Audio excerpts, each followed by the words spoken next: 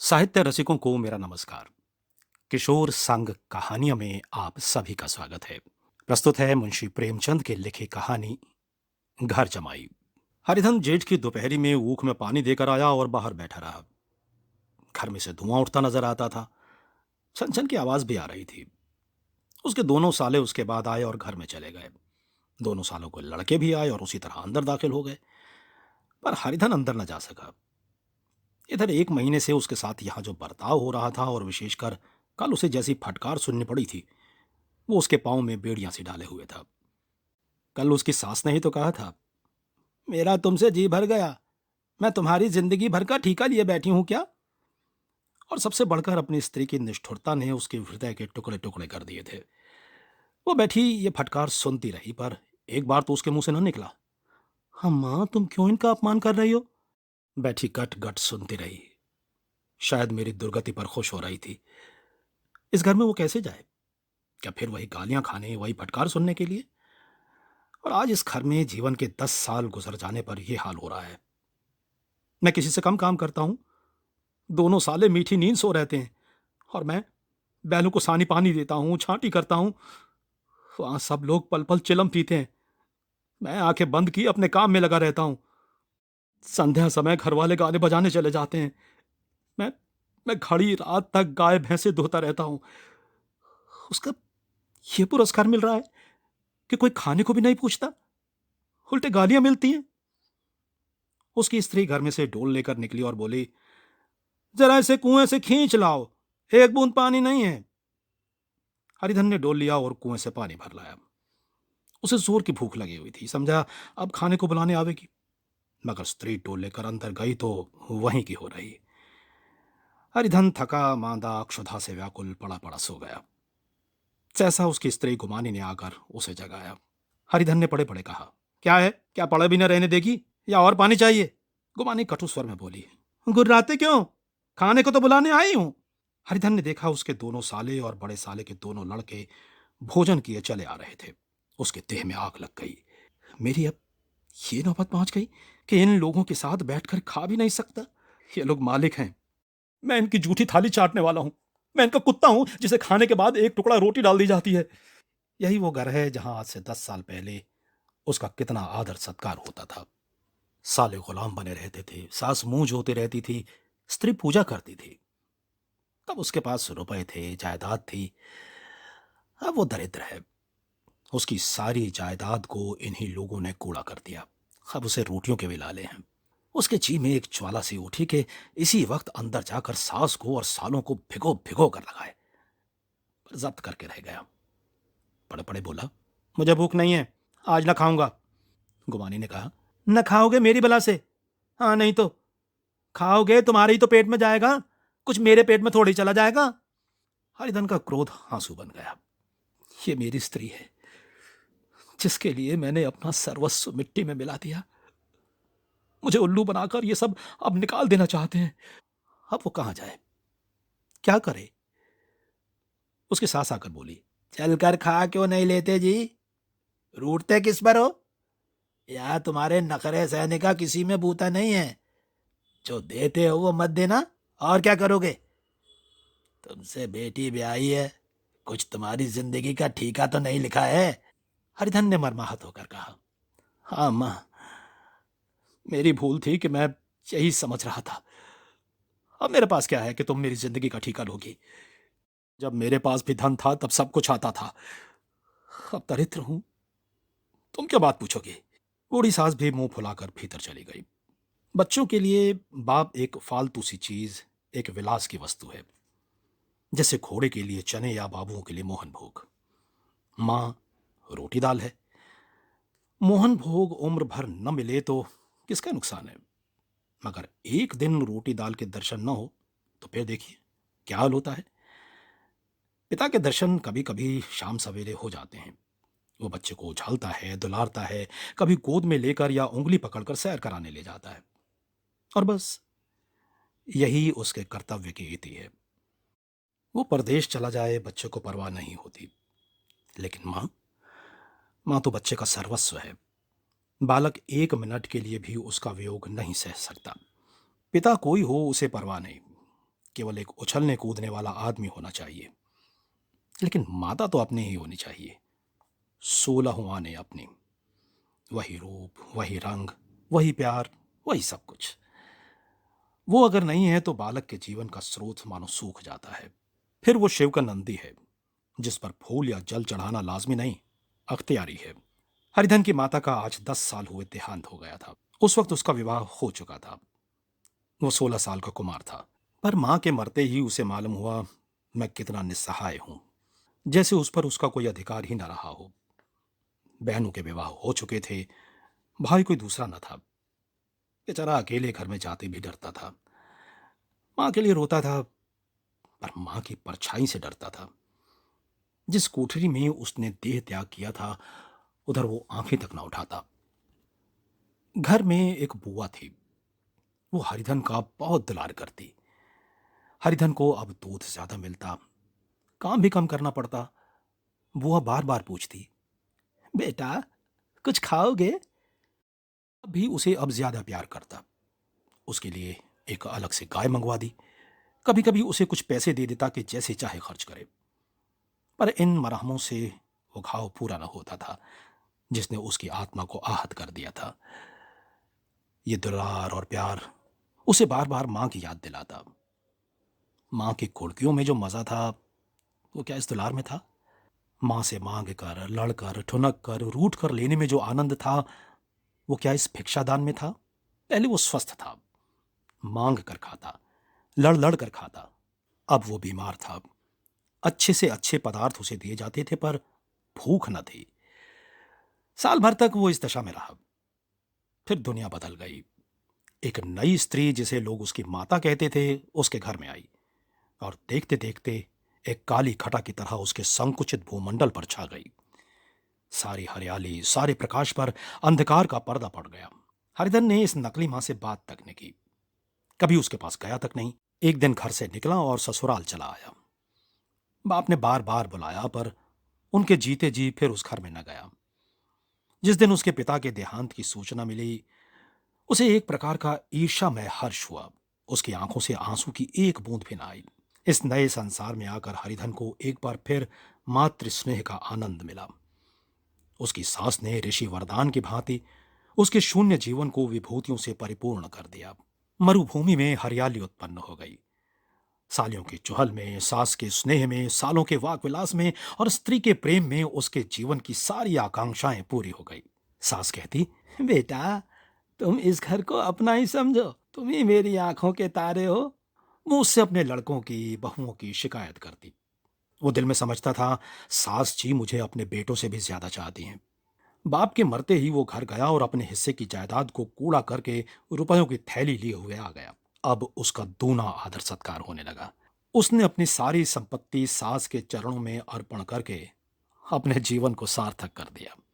अब तक उसे कभी कभी घर की याद आती थी, अब भूल कर भी उसकी याद ना आती, मानो वो उसके जीवन का कोई भीषण कांड था, जिसे भूल जाना ही उसके लिए अच्छा था। वो सबसे पहले उठता, सबसे ज्यादा काम करता। उसका मनोयोग, उसका परिश्रम देखकर गांव के लोग दांतों तले उंगली दबाते थे। उसके ससुर का भाग बखानते जिसे ऐसा दामाद मिल गया। लेकिन ज्यो ज्यो दिन गुजरते गए, उसका मान सम्मान घटता गया। पहले देवता, फिर घर का आदमी, अंत में घर का दास हो गया।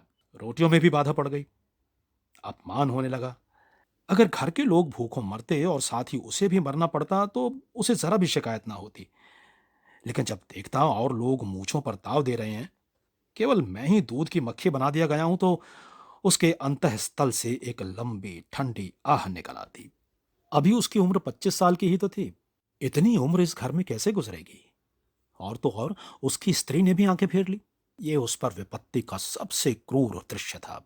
हरिधन तो उधर भूखा प्यासा चिंता दाह में जल रहा था। इधर घर में सास जी और दोनों सालों में बातें हो रही थी। गुमानी भी हाँ में हाँ मिलाती थी। बड़े साले ने कहा, हम लोगों की बराबरी करते हैं, ये नहीं समझते कि किसी ने उनकी जिंदगी भर का बीड़ा थोड़े ही लिया है। 10 साल हो गए, इतने दिनों में क्या 2-3 हजार हड़प न गए होंगे? छोटे साले बोले, मजूर हो तो आदमी घुड़के भी, डांटे भी। अब इनसे कोई क्या कहे? न जाने इनसे कभी पिंड छूटेगा भी या नहीं। अपने दिल में समझते होंगे मैंने 2,000 रुपए नहीं दिए। ये नहीं समझते कि उनके 2,000 रुपए कब के उड़ चुके। सवा शेर तो 1 जून को चाहिए। सास ने गंभीर भाव से कहा, बड़ी भारी खुराक है। गुमानी माता के सिर से जूं निकाल रही थी, सुलगते हुए हृदय से बोली, "हं, निकम्मे आदमी को खाने के सिवा और काम ही क्या रहता है। बड़े, खाने की कोई बात नहीं है, जिसकी जितनी भूख हो उतना खाए, लेकिन कुछ पैदा भी तो करना चाहिए।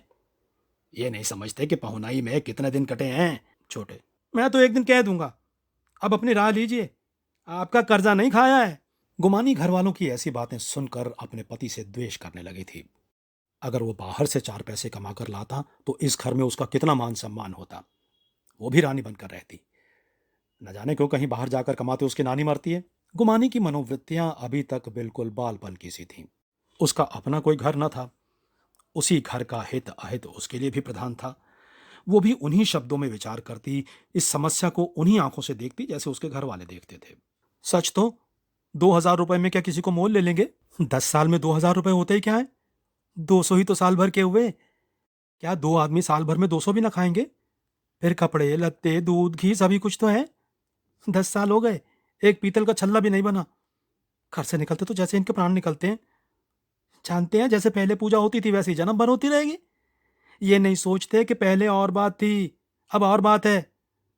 बहू तो पहले ससुराल जाती है तो उसका कितना महात्म होता है। उसके डोली से उतरते ही बाजे बजते हैं, गांव मोहल्ले की औरतें उसका मुंह देखने आती हैं और रुपए देती हैं। महीनों उसे घर भर से अच्छा खाने को मिलता है, अच्छा पहनने को, कोई काम नहीं लिया जाता।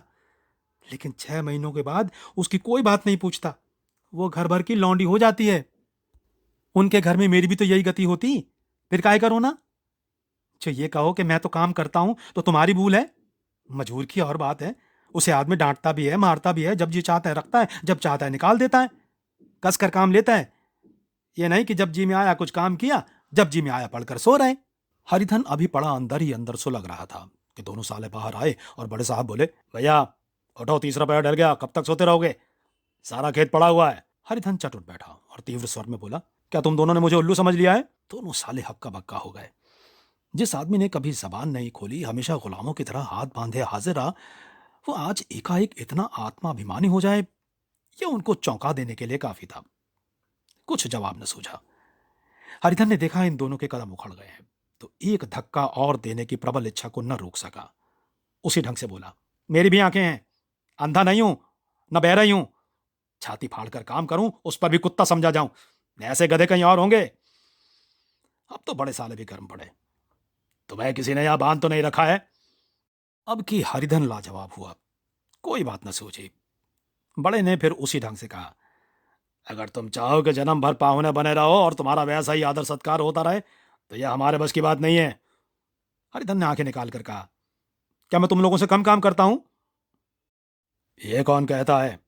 तो तुम्हारे घर की यही नीति है कि जो सबसे ज्यादा काम करे वही भूखों मारा जाए। तुम खुद खाने को नहीं गए, क्या तुम्हारे कोई मुंह में कौर डाल देता? हरिधन ने होंठ चबाकर कहा, मैं खुद खाने नहीं गया? ये कहते तुम्हें लाज नहीं आती? नहीं आई थी बहन तुम्हें बुलाने, छोटे साले ने कहा। अम्मा भी तो आई थी, तुमने कह दिया मुझे भूख नहीं है तो क्या करती? सास भीतर से लपकी चली आ रही थी। ये बात सुनकर बोली, इतना कहकर हार गई, कोई उठे ना तो मैं क्या करूं? हरिधन ने विष खून और आग से भरे हुए स्वर में कहा, मैं तुम्हारे लड़कों का जूठा खाने के लिए हूं? मैं कुत्ता हूं कि तुम लोग खाकर मेरे सामने रूखी रोटी का टुकड़ा फेंक दो? बुढ़िया ने ऐंठ कर कहा, तो क्या तुम लड़कों की बराबरी करोगे? हरिधन परास्त हो गया। बुढ़िया ने एक ही वाक प्रहार में उसका काम तमाम कर दिया। उसकी तनी हुई भवें ढीली पड़ गईं, आंखों की आग बुझ गई, फड़कते हुए नथने शांत हो गए। किसी आहत मनुष्य की भांति वो जमीन पर गिर पड़ा। क्या तुम मेरे लड़कों की बराबरी करोगे? यह वाक्य एक लंबे भाले की तरह उसके हृदय में चुभता चला जाता था। न हृदय का अंत था, न उस भाले का। सारे घर ने खाया, पर हरिधन न उठा। सास ने मनाया, सालियों ने मनाया, ससुर ने मनाया, दोनों साले मनाकर थक गए। हरिधन न उठा। वहीं द्वार पर एक टाट पर पड़ा था। उसे उठाकर सबसे अलग कुएं पर ले गया और जगत पर बिछाकर पड़ा रहा। रात भीग चुकी थी। अनंत प्रकाश में उज्जवल तारे बालकों की भांति क्रीड़ा कर रहे थे। कोई नाचता था, कोई उछलता था, कोई हंसता था, कोई आंखें मीच कर फिर खोल देता था। रह रह कर कोई साहसी बालक सपाटा भरकर एक पल में विस्तृत क्षेत्र को पार कर लेता था और न जाने कहां छुप जाता था। हरिधन को अपना बचपन याद आया, जब वो भी इसी तरह क्रीड़ा करता था। उसकी बाल स्मृतियां उन्हीं चमकीले तारों की भांति प्रज्वलित हो गईं।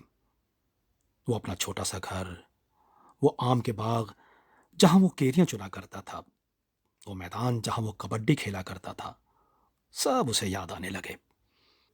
फिर अपनी स्नेहमयी माता की सदैव मूर्ति उसके सामने खड़ी हो गई। उन आंखों में कितनी करुणा थी, कितनी दया थी। उसे ऐसा जान पड़ा मानो माता आंखों में आंसू भरे उसे छाती से लगा लेने के लिए हाथ फैलाए उसकी ओर चली आ रही है। वो उस मधुर भावना में अपने को भूल गया। ऐसा जान पड़ा मानो माता ने उसे छाती से लगा लिया है और उसके सिर पर हाथ फेर रही है। वो रोने लगा, फूट फूट कर रोने लगा। उसी आत्म सम्मोहित दशा में उसके मुंह से यह शब्द निकला, अम्मा, अम्मा, तुमने मुझे इतना भुला दिया। देखो तुम्हारे प्यारे लाल की क्या दशा हो रही है। कोई कोई उसे पानी भी नहीं पूछता। क्या क्या क्या जहां तुम हो वहां मेरे लिए जगह नहीं है। सहसा गुमानी ने आकर पुकारा, क्या सो गए तुम? आज किसी को ऐसी राक्षसों की नींद आए, चलकर खा क्यों नहीं लेते? कब तक कोई तुम्हारे लिए बैठा रहे? हरिधन उस कल्पना जगत से क्रूर प्रत्यक्ष में आ गया। वही कुएं की जगत थी, वही फटा हुआ टाट, और गुमानी सामने खड़ी कह रही थी, कब तक कोई तुम्हारे लिए बैठा रहे? हरिधन उठ बैठा, मानो तलवार म्यान से निकालकर बोला, भला तुम्हें मेरी सोध तो आई? मैंने तो कह दिया था मुझे भूख नहीं है। तो कै दिन न खाओगे? अब इस घर का पानी भी न पीऊंगा। तुझे मेरे साथ चलना है या नहीं? दृढ़ संकल्प से भरे हुए इन शब्दों को सुनकर गुमानी सहम उठी, बोली, कहां जा रहे हो? हरिधन ने मानो नशे में कहा, तुझे इससे क्या मतलब? मेरे साथ चलेगी या नहीं? फिर पीछे से न कहना मुझसे कहा नहीं। गुमानी आपत्ति के भाव से बोली, तुम बताते क्यों नहीं, कहां जा रहे हो? तू मेरे साथ चलेगी या नहीं? जब तक तुम बता ना दोगे मैं नहीं जाऊंगी। तो मालूम हो गया तो नहीं जाना चाहती। मुझे इतना ही पूछना था, नहीं अब तक मैं आधी दूर निकल गया होता। यह कहकर वो उठा और अपने घर की ओर चला। गुमानी पुकारती रही, सुन लो, सुन लो, पर उसने पीछे फिरकर भी न देखा। 30 मील की मंजिल हरिधन ने 5 घंटों में तय की। जब वो अपने गांव के अमराइयों के सामने पहुंचा तो उसकी मातृ भावना उषा की सुनहरी गोद में खेल रही थी। उन वृक्षों को देखकर उसका विहल हृदय नाचने लगा। मंदिर का वो सुनहरा कलश देखकर वो इस तरह दौड़ा मानो एक छलांग में उसके ऊपर जा पहुंचेगा। वो वेग में दौड़ा जा रहा था, मानो उसकी माता गोद फैलाए उसे बुला रही हो। जब वो आमों के बाग में पहुंचा, जहां डालियों पर बैठकर वो हाथी की सवारी का आनंद पाता था, जहां के कच्चे बेरों और लिसोड़ों में एक स्वर्गीय स्वाद था, तो वो बैठ गया और भूमि पर सिर झुकाकर रोने लगा, मानो अपनी माता को अपनी विपत्ति कथा सुना रहा हो। वहां की वायु में, वहां के प्रकाश में, मानो उसकी विराट रूपणी माता व्याप्त हो रही थी। वहां की अंगुल अंगुल भूमि माता के पदचिन्हों से पवित्र थी। माता के स्नेह में डूबे हुए शब्द अभी तक मानो आकाश में गूंज रहे थे। इस वायु और इस आकाश में न जाने कौन सी संजीवनी थी जिसने उसके शोकार्त हृदय को बालोत्साह से भर दिया। वो एक पेड़ पर चढ़ गया और अधर से आम तोड़ तोड़ कर खाने लगा। सास के वो कठोर शब्द, स्त्री का वो निष्ठुर आघात, वो सारा अपमान भूल गया। उसके पांव फूल गए थे, तलवों में जलन हो रही थी, पर इस आनंद में उसे किसी बात का ध्यान न था। सहसा रखवाले ने पुकारा, अब कौन है जो ऊपर चढ़ा हुआ है रे? उतर अभी, नहीं तो ऐसा पत्थर खींच के मारूंगा कि वहीं ठंडे हो जाओगे। उसने कई गालियां भी दी। इस फटकार और इन गालियों में इस समय हरिधन को अलौकिक आनंद मिल रहा था। वो डालियों में छिप गया। उसने कई आम काट काट कर नीचे गिराए और जोर से ठट्टा मारकर हंसा। ऐसी उल्लास से भरी हुई हंसी उसने बहुत दिन से ना हंसी थी। रखवाले को वो हंसी परिचित से मालूम हुई। मगर हरिधन यहाँ कहाँ, वो तो ससुराल की रोटियां तोड़ रहा है। कैसा हंसोड़ा था, कितना चिलबिला, न जाने बेचारे का क्या हाल हुआ। पेड़ की डाल से तालाब में कूद पड़ता था। अब गांव में ऐसा कौन है। डांट कर बोला, वहीं बैठे बैठे हंसोगे तो आकर सारी हंसी निकाल दूंगा, नहीं सीधे नीचे उतर आओ। वो गालियां देने जा रहा था कि एक गुठली आकर उसके सिर पर लगी। सिर सहलाता हुआ बोला, ये कौन है शैतान, नहीं मानता, ठहर तो मैं अभी आकर तेरी खबर लेता हूं। उसने अपनी लकड़ी नीचे रख दी और बंदरों की तरह चटपट ऊपर चढ़ गया। देखा तो हरिधन बैठा मुस्कुरा रहा है। चकित होकर बोला, अरे हरिधन, तुम यहां कब आए और इस पेड़ पर कब से बैठे हो। दोनों बचपन के सखा वहीं गले मिले। यहां कब आए, चलो घर, घर चलो भले आदमी, क्या वहां आम भी मयसर ना होते थे। हरिधन ने मुस्कुरा कर कहा, अरे मंगरू, इन आमों में जो स्वाद है वो और कहीं के आमों में नहीं है। गांव का क्या रंग ढंग है, सब चैन चान है भैया। तुमने तो जैसे नाता ही तोड़ लिया। इस तरह कोई अपना गांव घर छोड़ देता है। जब से तुम्हारे दादा मरे सारी गृहस्थी चौपट हो गई। दो छोटे छोटे लड़के हैं, उनके किए क्या होता है। मुझे उस गृहस्थी से क्या वास्ता है भाई, मैं तो अपना ले दे चुका। अब मजूरी तो मिलेगी ना, तुम्हारी गैया मैं ही चरा दिया करूंगा, अब मुझे खाने को दे देना। मंगरू ने अविश्वास के भाव से कहा, अरे भैया कैसी बातें करते हो, तुम्हारे लिए जान तक हाजिर है। क्या ससुराल में अब ना रहोगे। चलो कोई चिंता नहीं, पहले तो तुम्हारा घर ही है, उसे संभालो। छोटे छोटे बच्चे हैं, उनको पालो। तुम नई अम्मा से नाहक डरते थे, बड़ी सीधी है बेचारी, बस अपनी माँ ही समझो, तुम्हें पाकर तो निहाल हो जाएगी। अच्छा अपने घर वाले को भी तो लाओगे। उसका मुंह अब ना देखूंगा, मेरे लिए वो मर गई। अच्छा चलो दूसरी सगाई हो जाएगी, अब की ऐसी मेहरिया ला दूंगा कि उसके पैर धो धो कर पियोगे। लेकिन कहीं पहली भी आ गई तो। वो अब ना आएगी। हरिधन अपने घर पहुंचा तो दोनों भाई भैया आए कहकर भीतर दौड़े और मां को खबर दी। उस घर में कदम रखते ही हरिधन को ऐसी शांत महिमा का अनुभव हुआ मानो वो अपनी मां की गोद में बैठा हुआ है। इतने दिनों ठोकर खाने से उसका हृदय कोमल हो गया था। जहां पहले अभिमान था, आग्रह था, हेकड़ी थी, वहां अब निराशा थी, पराजय थी और याचना थी। बीमारी का जोर कम हो चला था। अब उस पर मामूली दवा भी असर कर सकती थी। किले की दीवारें छिद चुकी थीं। अब उसमें घुस जाना असाध्य न था। वही घर जिससे वो एक दिन विरक्त हो गया था, अब गोद फैलाए उसे आश्रय देने को तैयार था। हरिधन का निर्वलंबन मन यह आश्रय पाकर मानो तृप्त हो गया। शाम को भी माता ने कहा, बेटा तुम घर आ गए, हमारे धन भाग, अब इन बच्चों को पालो। माँ का नाता न सही, बाप का नाता तो है ही। मुझे एक रोटी दे देना, खाकर कोने में पड़ी रहूंगी। तुम्हारी अम्मा से मेरा बहन का नाता है, उस नाते से भी तो तुम मेरे लड़के होते हो। हरिधन की मात्र विहल आंखों को वे माता के रूप में अपनी माता के दर्शन हुए। घर के एक एक कोने में मातृ स्मृतियों की छटा चांदनी की भांति छिटकी हुई थी। वे माता का प्रौढ़ मुखमंडल भी उसी छटा से रंजित था। दूसरे दिन हरिधन फिर कंधे पर हल रखकर खेत को चला। उसके मुख पर उल्लास था और आंखों में गर्व। अब वो किसी का आश्रित नहीं, आश्रयदाता था। किसी के द्वार का भिक्षुक नहीं, घर का रक्षक था। एक दिन उसने सुना गुमानी ने दूसरा घर कर लिया।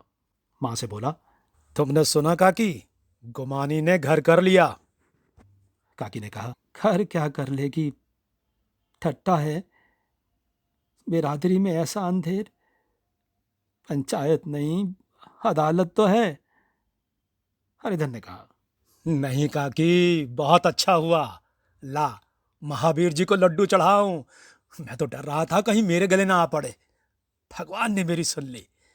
मैं वहां से यही ठान कर चला था, अब उसका मुंह न देखूंगा। तो ये थी मुंशी प्रेमचंद की लिखी कहानी घर जमाई। आपको ये कहानी कैसी लगी कमेंट बॉक्स में कमेंट करके हमें जरूर बताइएगा। यदि अच्छी लगी हो तो इसे लाइक जरूर कीजिएगा। और अगर अभी तक आपने हमारे इस चैनल को सब्सक्राइब नहीं किया है तो विश्व के महान साहित्यकारों की अमर कृतियों को सुनने के लिए इसे अभी सब्सक्राइब करें। और सब्सक्राइब करने के बाद बेल आइकन जरूर क्लिक करें ताकि आने वाली प्रस्तुतियों की सूचना आप तक फौरन पहुंचे। तो मिलता हूं अगली कड़ी में एक और कहानी के साथ। नमस्कार।